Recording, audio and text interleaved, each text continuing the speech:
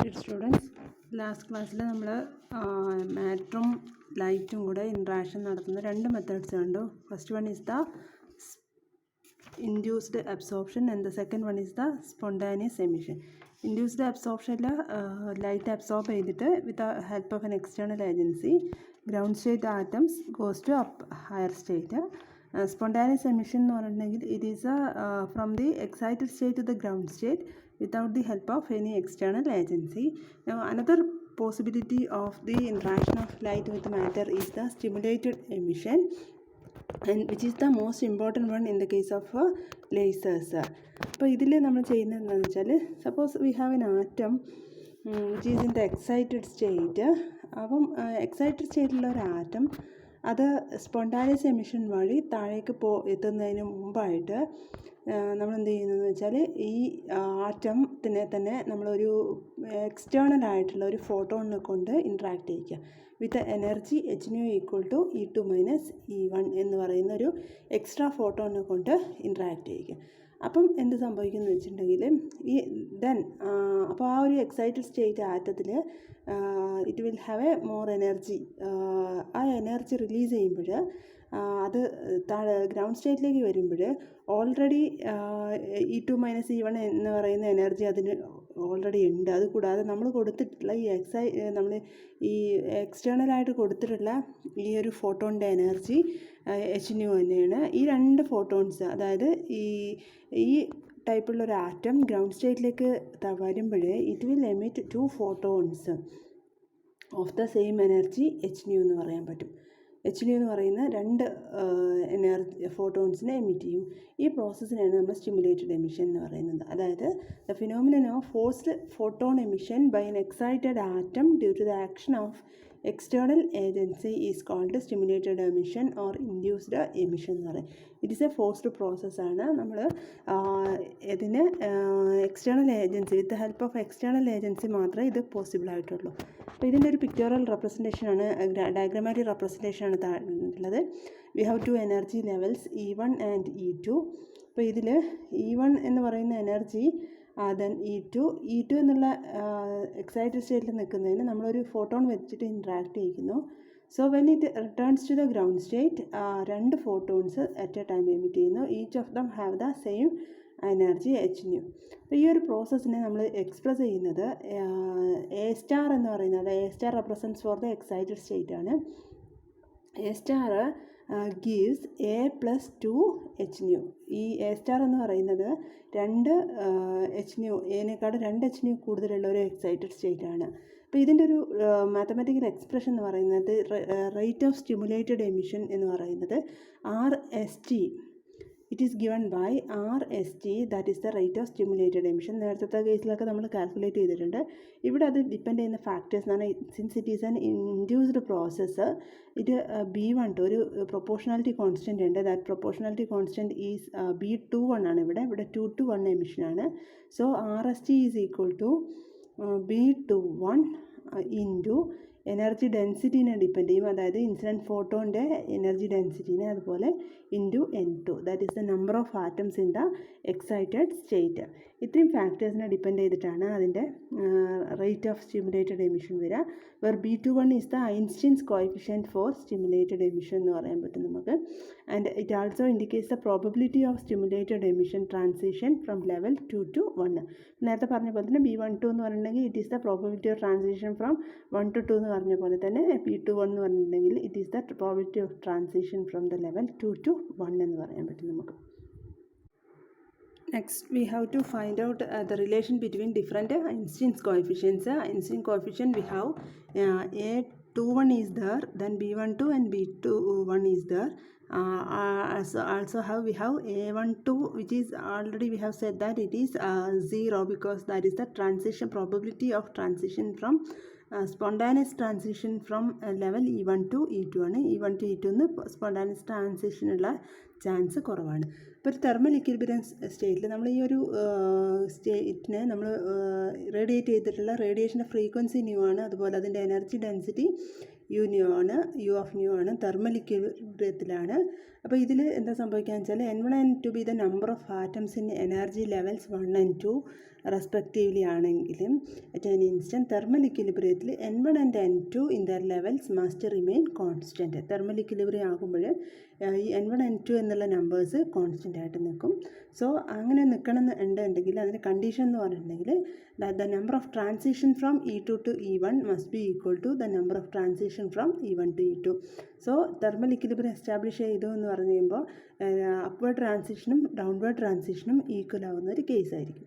അത് വെച്ചിട്ട് നമുക്ക് ഇക്വേഷൻസ് എഴുതാം. The number of atoms absorbing photon per second per unit volume that will be equal to the number of atoms emitting photons per second per unit volume. അപ്പോൾ ഈ ഒരു condition satisfy ചെയ്തെങ്കിൽ മാത്രമേ N1 N2 equal ആയിട്ട് നിൽക്കുള്ളൂ. So the number of atoms absorbing photons per second per unit volume എന്ന് പറഞ്ഞിട്ടുണ്ടെങ്കിൽ it is the induced absorption ആണ്. So it is equal to B1 to U of nu into N1 ആണ്. അതുപോലെ number of atoms emitting photons per second per unit volume എന്ന് പറഞ്ഞിട്ടുണ്ടെങ്കിൽ അത് emission എന്ന് പറഞ്ഞാൽ സ്പോണ്ടാനിയസ് ആവാം, അതുപോലെ സ്റ്റിമുലേറ്റഡ് ആവാം. സ്പോണ്ടാനിയസിനുള്ള എക്സ്പ്രഷൻ A21 N2 ആണ്, plus സ്റ്റിമുലേറ്റഡിന് B21 U of nu into N2 ആണ്. സോ തെർമൽ ഇക്വിലിബ്രിയത്തിൽ നമുക്ക് ഇക്വേറ്റ് ചെയ്യാം B12 U of nu N1 is equal to A21 N2 plus B21 U of nu into N2. പിന്നെ ഇത് ഇന്നൊന്ന് നമുക്ക് arrange ചെയ്ത് കഴിഞ്ഞാൽ B12 U of nu N1 minus same terms B21 U of nu N2 ഈ രണ്ട് ടേംസും കൂടെ നമ്മൾ ഒരു സൈഡിലാക്കി കഴിഞ്ഞാൽ we will get A21 N2. So ഈ രണ്ട് ടേമിനും കൂടെ U of nu കോമൺ ആണ്. നമ്മൾ എടുത്തു കഴിഞ്ഞാൽ B12 N1 minus B21 N2 equal to A21 N2 നമുക്ക് ഒബ്റ്റെയിൻ ചെയ്യും. U of nu എന്ന് പറയുന്നത് it will be equal to A21 U of nu is equal to A21 into ഒരു ടേമും കൂടെ ഇവിടെ ഉണ്ട്, that is N2 is already there, A21 N2 missing ആണ്, divided by B12 N1 minus B21 N2 ഉണ്ടായിരിക്കും.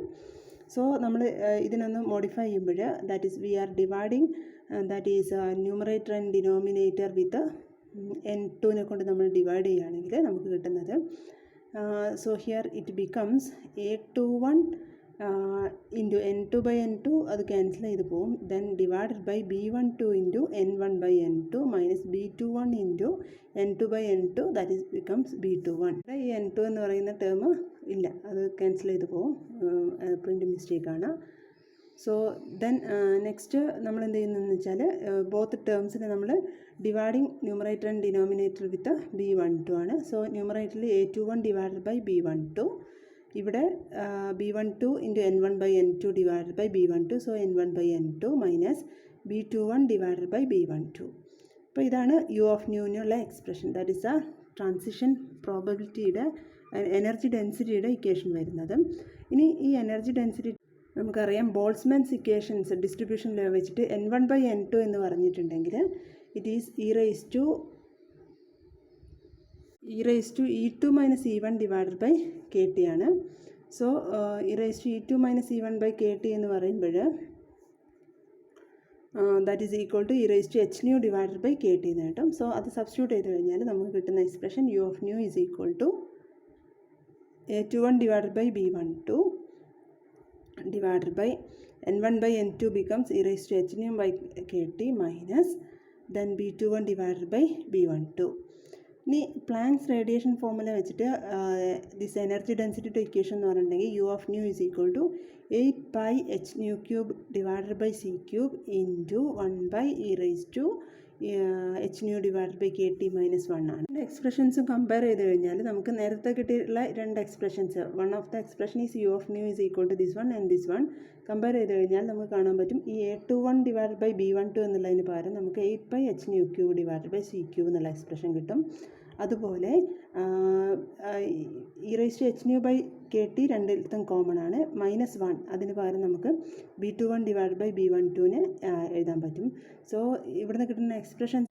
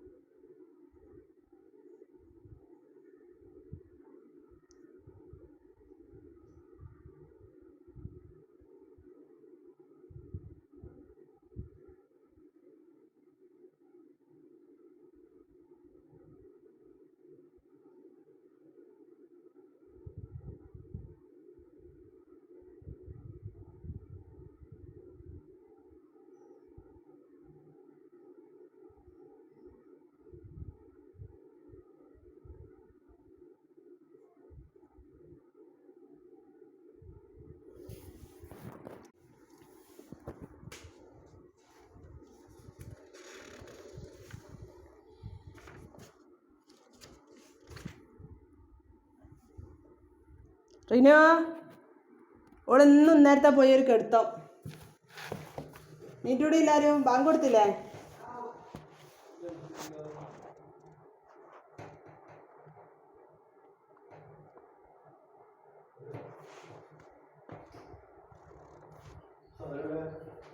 സാധനം അവിടെ ഇല്ലേ?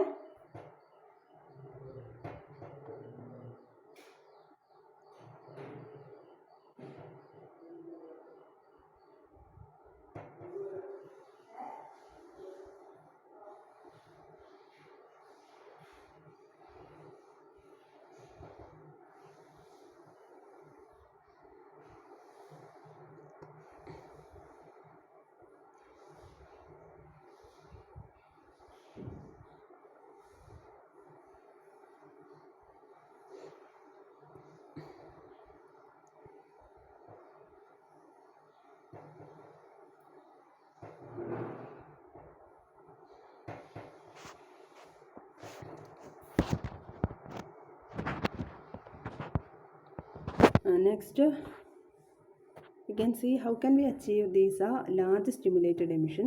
അത് അറ്റൈൻ ചെയ്തെങ്കിൽ മാത്രമേ നമുക്ക് ലൈസിങ് ആക്ഷൻ ടേക്സ് പ്ലേസ് ചെയ്യാൻ പറ്റുള്ളൂ.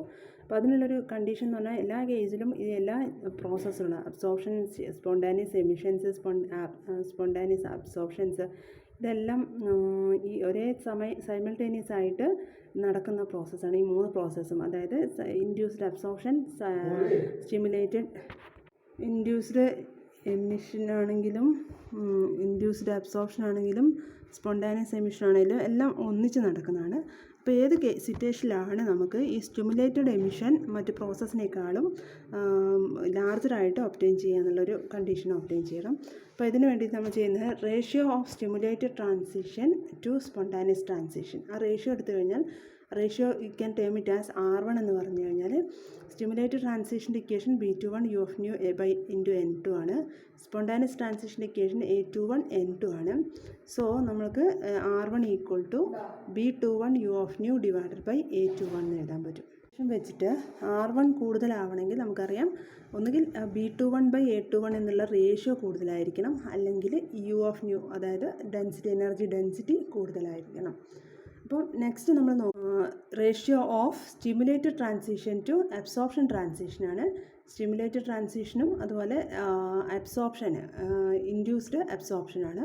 അത് നമുക്ക് R2 എന്ന് കൊടുത്തു കഴിഞ്ഞാൽ അതിൻ്റെ റേഷ്യോ എന്ന് പറഞ്ഞിട്ടുണ്ടെങ്കിൽ it is B21 U of nu N2 divided by B12 U of nu N1 ആണ്. അപ്പോൾ B21 B12 both are equal എന്ന് പറഞ്ഞ് നമ്മൾ റേഷ്യോ ഡിവൈഡ് ചെയ്ത് കഴിഞ്ഞാൽ നമുക്ക് N2 ബൈ N1 കിട്ടും. ഈ 2 ഇക്വേഷൻസിൽ നിന്ന് നമുക്ക് R2 എന്നുള്ള ഇക്വേഷൻ നോക്കിക്കഴിഞ്ഞാൽ സ്റ്റിമുലേറ്റഡ് ട്രാൻസിഷൻ കൂടുതലാവണമെങ്കിൽ R2 ലാർജ് ആവണം. R2 ലാർജ് ആയി കഴിഞ്ഞാൽ നമുക്കറിയാം ഈ ഇക്വേഷന് സ്റ്റിമുലേറ്റഡ് ട്രാൻസിഷൻസ് കൂടുതലാണെന്ന് കാണാൻ പറ്റും. R2 ഇക്വേഷൻ എന്ന് പറഞ്ഞിട്ടുണ്ടെങ്കിൽ N2 ബൈ N1 ആണ്. So it should be greater than 1 ആണ്. So N2 should be greater than N1. ഈ ഒരു കണ്ടീഷന് വളരെ ഇമ്പോർട്ടൻ്റ് ആയിട്ടുള്ളൊരു കണ്ടീഷനാണ്. That is the population N2 of the excited state should be larger than the population N1 of the lower energy level. അപ്പോൾ എപ്പോഴും നമുക്ക് usual കേസിൽ പോസിബിൾ ആയിട്ടുള്ളൊരു കേസ് എന്ന് പറഞ്ഞിട്ടുണ്ടെങ്കിൽ N1 കൂടുതലും N2 കുറവായിരിക്കും. പക്ഷേ ഒരു സ്റ്റിമുലേറ്റഡ് എമിഷൻ പ്രിഡോമിനൻ്റ് ആയിട്ട് നിൽക്കണം എന്നുള്ളൊരു സിറ്റുവേഷനാണ് നമുക്ക് ആവശ്യമെങ്കിൽ അവിടെ നമ്മൾ അറ്റൈൻ ചെയ്യേണ്ട ഒരു കണ്ടീഷൻ എന്ന് പറഞ്ഞിട്ടുണ്ടെങ്കിൽ N2 പോപ്പുലേഷൻ അപ്പർ ലെവലിൻ്റെ number of atoms in the upper level should be greater ആയി. മുകളിൽ പറഞ്ഞ ഡിസ്കഷൻ നമുക്ക് കൺക്ലൂഡ് ചെയ്യാൻ പറ്റും. 3 കണ്ടീഷൻസ് അറ്റൈൻ ചെയ്ത് കഴിഞ്ഞാൽ നമുക്ക് ഈ സ്റ്റിമുലേറ്റഡ് എമിഷൻ ട്രാൻസിഷൻസിന് മറ്റ് ട്രാൻസിഷൻസിനേക്കാളും കൂടുതലാക്കാൻ പറ്റും. ഫസ്റ്റ് വൺ എന്ന് പറഞ്ഞിട്ടുണ്ടെങ്കിൽ നമ്മളിപ്പം പറഞ്ഞിട്ടുള്ള N2 should be greater than N1 ആണ്. സെക്കൻഡ് വൺ എന്ന് പറഞ്ഞിട്ടുണ്ടെങ്കിൽ നമ്മൾ ഫസ്റ്റ് ഇക്വേഷൻ എന്ന് പറഞ്ഞിട്ടുള്ള റേഷ്യോ B21 ബൈ A21 എന്ന് പറഞ്ഞ റേഷ്യോ ലാർജർ ആയിരിക്കണം. അതുപോലെ തേർഡ് വൺ എന്ന് പറഞ്ഞിട്ടുണ്ടെങ്കിൽ radiation density U of nu should be very high. ഈ 3 കണ്ടീഷൻസും സാറ്റിസ്ഫൈ ചെയ്ത് കഴിഞ്ഞാൽ അപ്പോൾ നമുക്ക് പറയാൻ പറ്റും there is A chance of lacing action or light amplification എന്ന് പറയാൻ പറ്റും.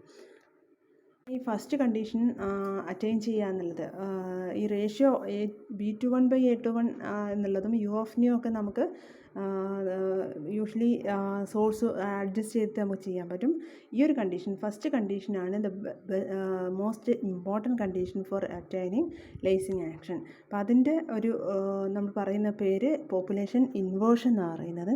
So one of the major condition for lasing action to takes place is the population inversion. Population inversion means usual population എന്താണോ അതിൻ്റെ just opposite process attain ചെയ്തെങ്കിൽ മാത്രമേ lacing action നടക്കുകയുള്ളൂ. അതിൻ്റെ കുറച്ചും കൂടെ ഡീറ്റെയിൽഡ് ആയിട്ട് നമുക്ക് അടുത്ത ക്ലാസ്സിൽ ഡിസ്കസ് ചെയ്യാം.